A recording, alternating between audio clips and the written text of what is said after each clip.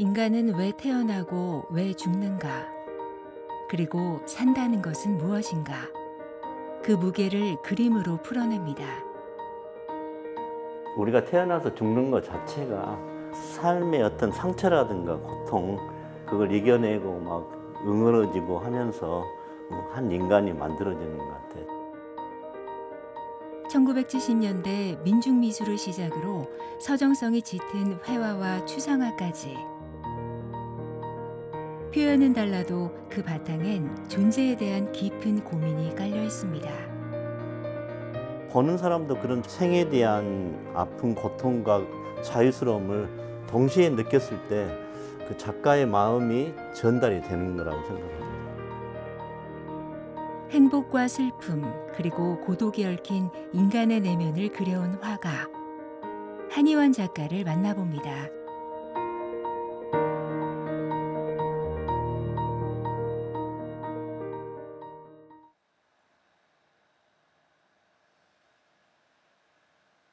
광주 동구는 광주의 인사동이라 불릴 만큼 예술가들의 터전입니다. 한희원 작가도 이곳에 작업실을 두고 있는데요. 50년 경력만큼이나 오래된 물감 냄새와 치열한 고민의 흔적이 작업실 깊숙이 스며 있습니다.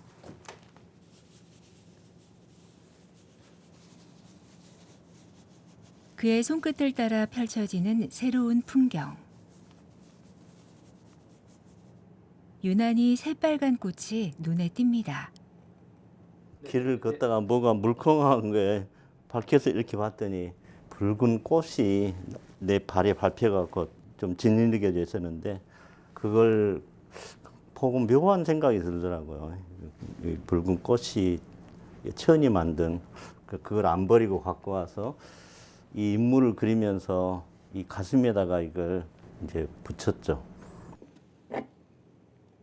보잘것없는 천조각에서도 이야기를 발견하는 작가의 눈. 뜨겁고 선명한 붉은색이 그림을 살아 숨쉬게 합니다. 이 붉은 꽃에서 붉은 어떤 물이랄까 눈물이랄까 그것이 쭉 흘러내리는 이런 것에서 이 인물이 가지고 있는 그 생의 이야기를 함축성 있게 보여주는 그런 거거든요. 이 오브제를 통해서 이 인물이 뭔가를 이야기하려고 하는 그 느낌을 지금 이 그림 속에서 바위에 물이 스며들듯 물감을 차곡차곡 쌓아 사유하는 인간의 모습을 그려내는데요.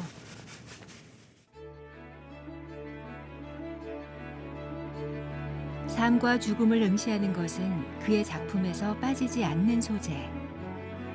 고요해 보이지만 속으로는 흔들리고 버티는 마음들이 촘촘히 담겨 있습니다.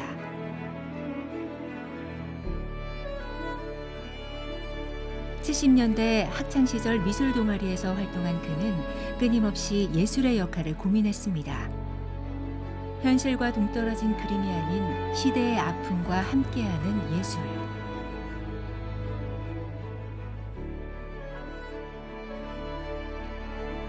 80년대에는 강렬한 색과 선으로 민중의 현실을 담아냈고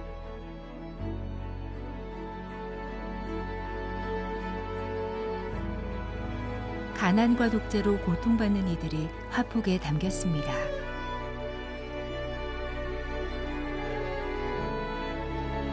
(90년대에는) 작품이 한결 부드러워졌습니다. 애틋한 고향이 생각나는 서정성이 주를 이루는데요. 특히 유화물감을 두껍게 올린 마티에르 기법은 그만의 개성을 드러냅니다. 물감을 얹고 또 얹어 때로는 생채기처럼 때로는 흉터 위에 돋아난 새살처럼 시간의 흔적을 표현했습니다. 큰 고목나무에 굉장한 그 휘몰아치는 바람 아래 한 사람이 걷고 있는 그런 모습이거든요. 그러니까 그 그림은 단순히 나무를 그린 게 아니고 나무를 통해서 우리는 생을 그리게 된 거예요. 그 서정성에는 제가 추구하는 인간적인 문제, 인간에 관한 문제는 끊임없이 그 같이 담겨져 있는 거죠.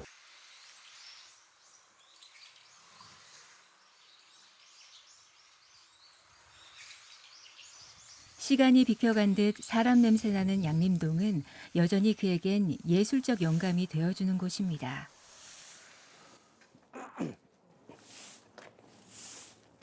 교사였던 아버지를 따라 이사를 자주 다녔던 그에게 처음으로 고향이 되준 곳이랍니다.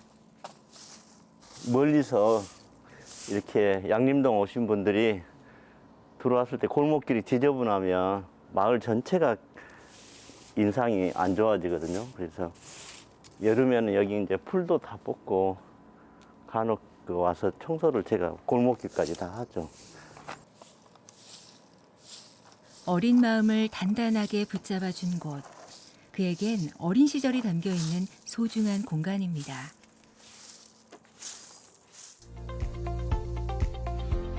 (10년) 전 골목길 안쪽에 자신의 이름을 건 미술관을 열었는데요. 오래된 한옥을 고쳐 만든 이곳엔 화가 한의원의 인생이 오롯이 걸려 있습니다. 누구나 편하게 들르는 문턱이 낮은 미술관. 양림동을 찾는 이들에겐 뜻밖의 행운입니다. 이렇게 사람들이 사는 곳에서 멀리 안 가고 근접한 거리에서 같이 이렇게 공간을 만들어 주셔서 뭐라 해야 되나 편하게 볼 수 있어서 좋은 것 같아요. 저는 이런 한옥 이런 뭐라고 할까 저런 석가래 밑에서 이렇게 전시된 이런 좋은 작품들을 보니까 너무 새롭고 좋은 것 같아요. 운이 좋으면 작품 해설도 들을 수 있습니다. 꽃그림이 꽃을 그린 정물화는 언뜻 흔한 소재 같지만 화려한 장미를 연상케 하는 이 그림에는 특별한 의미가 숨어 있습니다.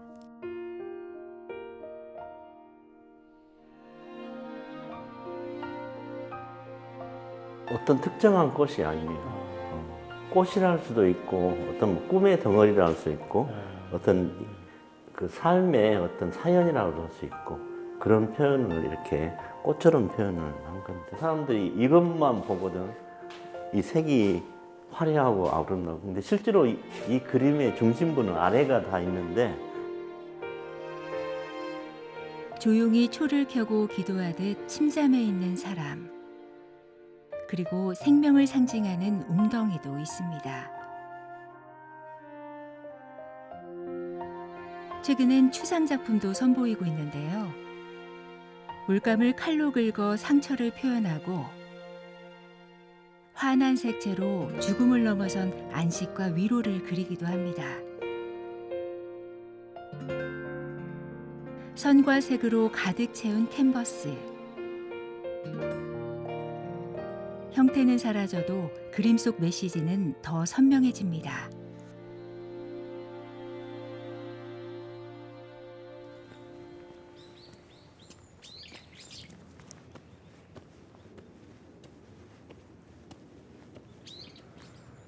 양림동은 구한말 선교사들이 구호 활동을 한 곳인데요. 여기 보이는 양림인제 그 언덕 위에 교회가 우리들이 놀았던 그런 장소인데 거기에서 바라다 보면 이 양림산에 이 선교사 사택들이 있고 큰 나무에 보면 금발의 소녀들이 그네를 탔어요. 그때는 뭐 외국 사람들을 많이 보기도 어려운 그런 시절이었는데 동화 속에 나오는 그런 마을 같았어요.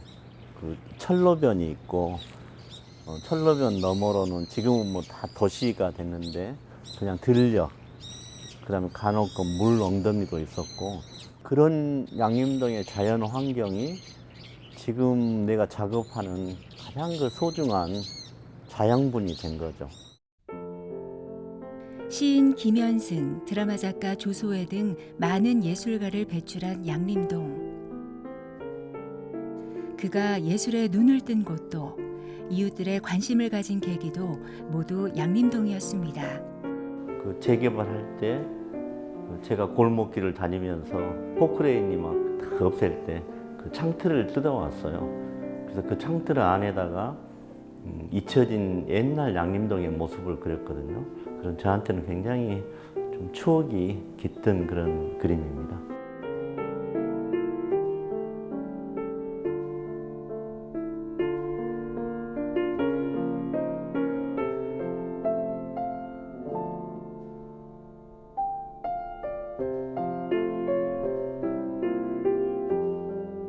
그렇게 개발로 점점 옛 모습이 사라지는 양림동을 처음엔 그림을 통해 붙들어 두었습니다.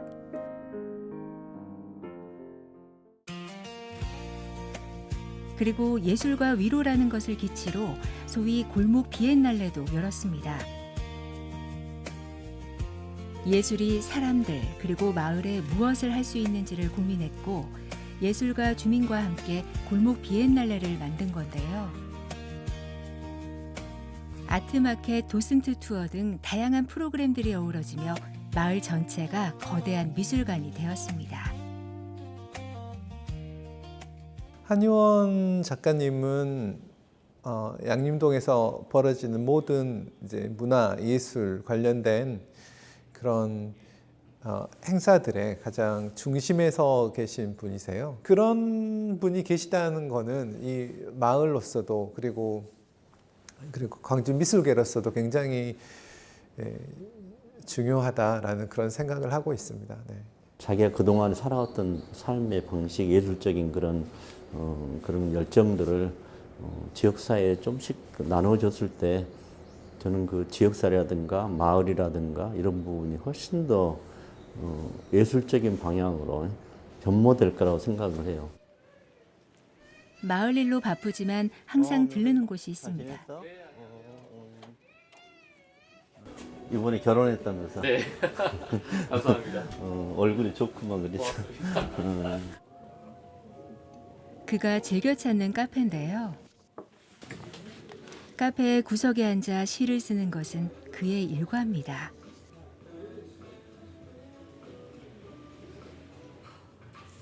희곡으로 등단한 아버지의 글솜씨를 물려받아 어린 시절부터 글을 썼는데요.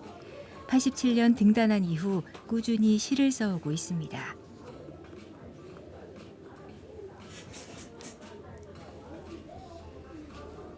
비가 걷고 있다.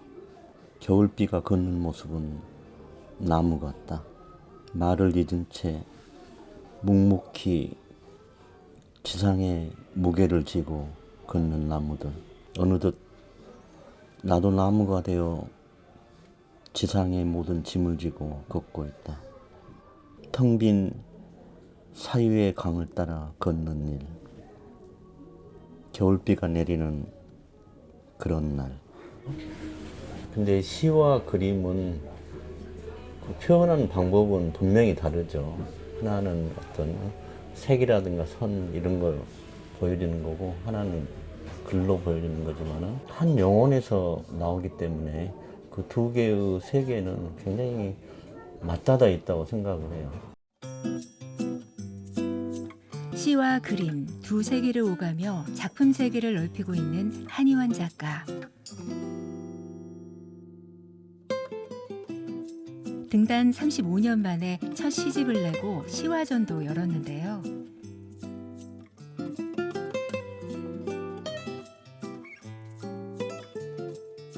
비슷하지만 다른 시와 그림으로 사람들에게 새로운 풍경을 선물했습니다.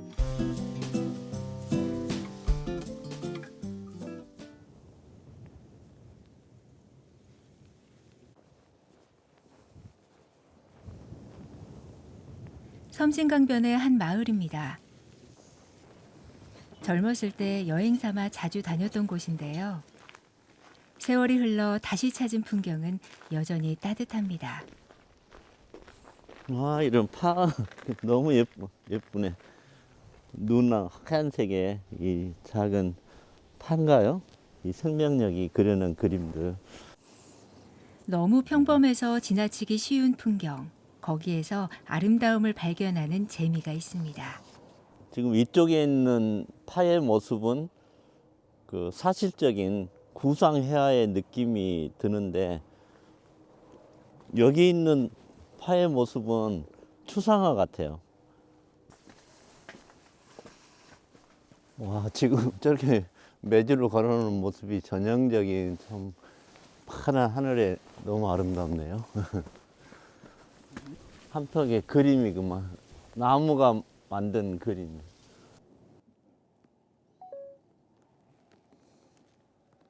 시간과 우연히 만들어낸 한 폭의 그림.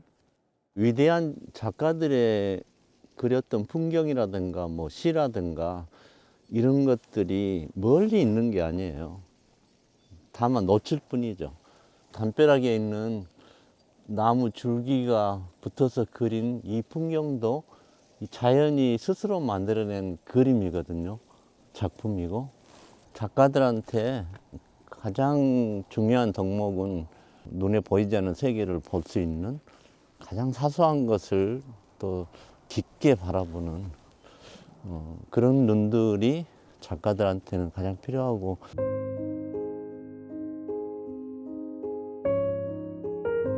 그에게 시골 마을은 따뜻한 공동체의 사랑과 배려가 남아있는 곳입니다.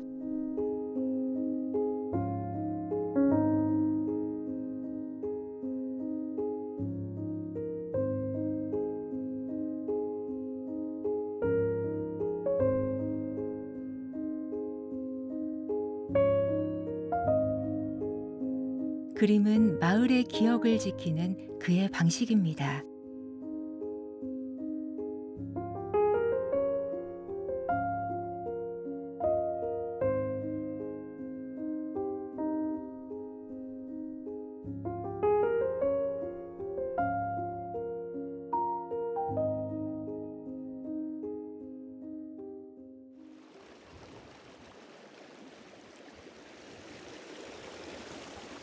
그에게 섬진강이 특별한 이유가 또 있습니다. 전업 화가를 꿈꾸며 교편을 내려놓았을 때 IMF로 곤욕을 치렀는데요.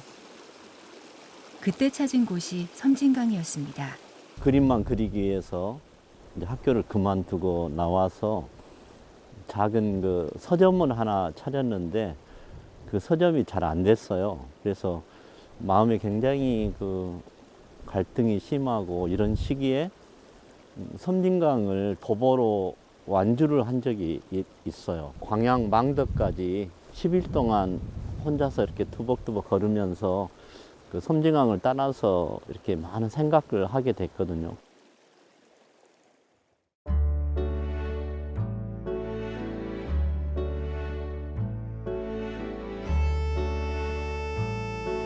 이후 섬진강을 완주하며 그린 그림으로 첫 개인전을 열고 전업 작가가 됐는데요.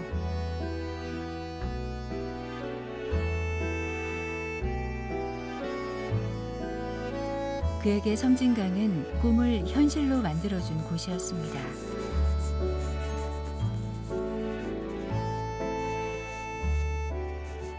갇혀있는 공간에서 살다 보면 사고도 갇혀있게 되거든요. 그래서 여행을 하게 되면 자기도 모르는 새로운 것을 만나게 되고 그 새로운 걸 보면서 또 새로운 영감을 얻게 되거든요. 이후에도 그는 오지 여행을 자주 다녔습니다.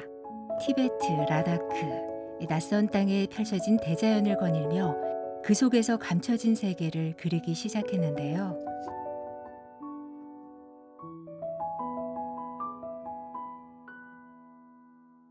그 세계를 표현하기 위해 그만의 색을 찾았습니다. 그런 오지 여행을 하면서 궁극적인 인간의 문제, 정신적인 것, 영혼적인 세계 이런 세계에 관심을 이제 갖게 됐죠. 그 세계하고 가장 잘 어울리는 색이 이 블루 계통에서 울트라만을 써보니까 그게 딱 맞았던 것 같아요. 특히 조지아 티빌리시에서 보낸 1년은 큰 전환점이 됐는데요.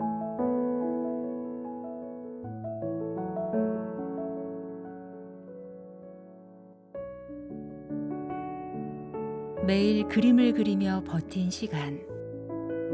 외로웠지만 화가로서 다양한 시도를 할 수 있는 계기가 됐습니다. 유화물감 대신 콩테 등 새로운 선택을 하기도 했습니다. 피로스마니 레스토랑 이렇게 적어져서 갔더니 지하더라고요. 거기에 사람들이 이렇게 앉아서 있는 모습인데 대생으로 아주 오랫동안 좀 진득하게 그리면 그 더 고전적인 맛이 나겠다는 생각이 들어서 그 작품은 꽤 오랫동안 그린 작품입니다. 변화에 대한 그런 두려움이 많이 없어진 것 같아요. 마음껏 시도해보고 변화시키는 그런 정신을 그 작품을 통해서 배웠던 것 같고, 그것이 한국에 와서 지금 작품을 변화하는 그런 과정에서 굉장히 큰 도움이 된 것 같아요.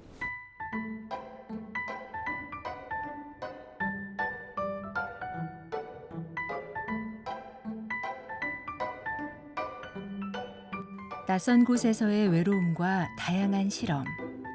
그렇게 존재와 삶에 대한 철학적 사유가 새로운 그림으로 그의 영역이 확장됐습니다.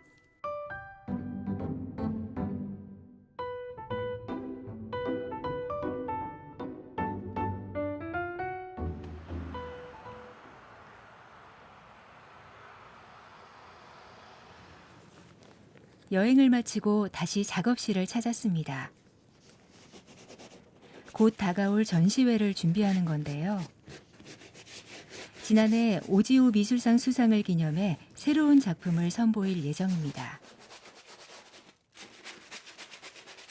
이런 붓은 제가 청소하는 쌀피자를 잘라가지고 이렇게 만든 붓인데 너무 재밌어요. 공업 기계사에서 쇠 긁어내는 건데, 이건 아주 쇠여서 진짜 거칠게 그림을 이렇게 그릴 때 사용하기도 해요.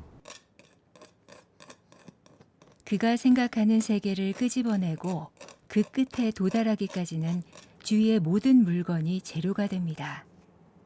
추상 작업이 훨씬 좀 더 어렵다는 생각이 많이 들었어요. 왜 그러냐면 잘못해버리면 전체가 완전히 내가 생각하는 세계하고 완전히 달라버린 세계가 나타나거든요. 즉흥적인 요소로 그림을 이제 그리더라도 그리고자 하는 그 내면의 세계는 굉장히 견고하게 가지고 있어야 돼요. 그래서 즉흥적으로 나오더라도 그 내면의 세계가 표출이 되거든요.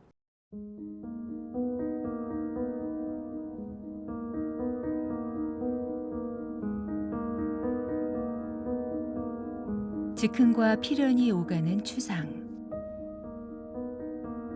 어쩌면 행복과 고통이 예고 없이 찾아오는 우리들의 삶과 닮아 있는지 모릅니다.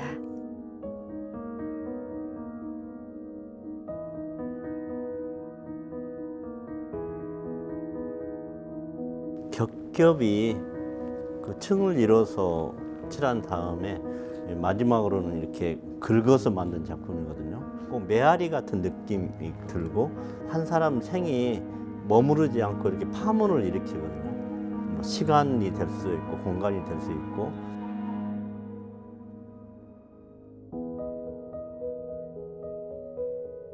이른이 넘은 지금도 그는 여전히 다음 그림을 꿈꿉니다.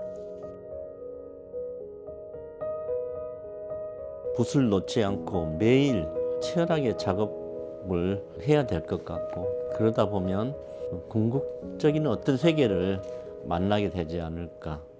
필연적으로 그런 세계가 이제 오는 것 같고, 그것을 저는 받아들이고 안주하지 않고 계속 이렇게 도전하는 거죠.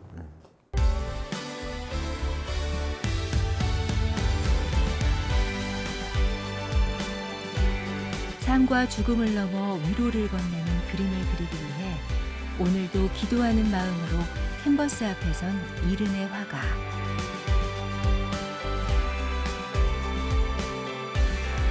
길에서 마주친 풍경도, 우연히 스친 사람도, 그 모든 만남이 모여 하나의 존재를 꽃피웁니다.